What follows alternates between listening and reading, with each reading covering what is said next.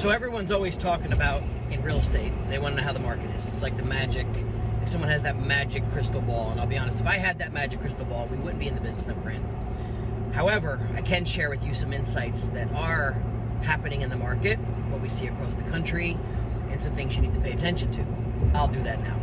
So as we get into 2022, we are still pretty much 95% of the US is in a tight inventory market, no inventory.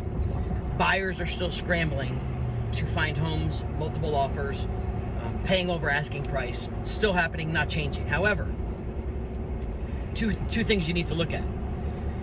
A, there will be interest rate hikes this year, most likely. And when those rates hike, probably in slow increments, what it starts to do is takes away the buying power of the potential buyers, meaning they could afford less or they qualify for less.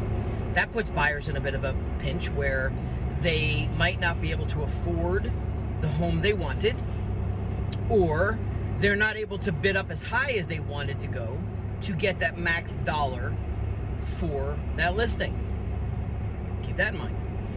For sellers, as inventory is still tight, if that rate hike starts to happen, it has a direct impact on your home and the sale of your home, because you may not get as many qualified buyers that can come into the game, or you may not get as high of an asking price. Now, I will do a little session, a little video snippet of the cost of waiting, what I'll call the cost of waiting, after this one. But let's look at what has to happen.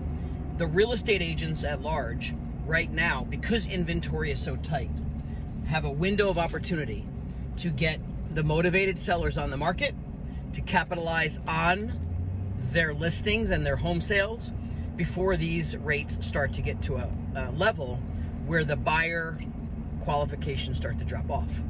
And if you're a seller, the timing is a window, and you're gonna have to measure that window based on what happens in the economy and the marketplace. So everything's a time, as you can see, just like the stock market, very volatile sometimes, where you have big wins and big gains, but it doesn't always last forever.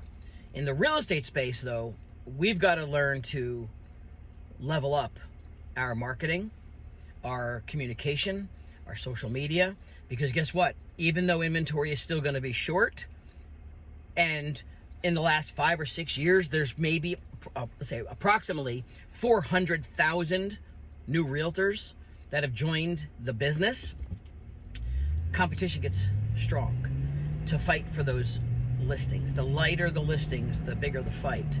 So we're going to have to really work harder to find inventory, and when we do find it, we've got to make sure we're earning it, because we might be competing with 3, 4, 5, even 6 agents sometimes, in some cases, to get that one listing. So it's time for real estate agents to level up and take advantage of the swing of the market that's happening. But let's face it, as a real estate professional, you should be leveling up your game every year.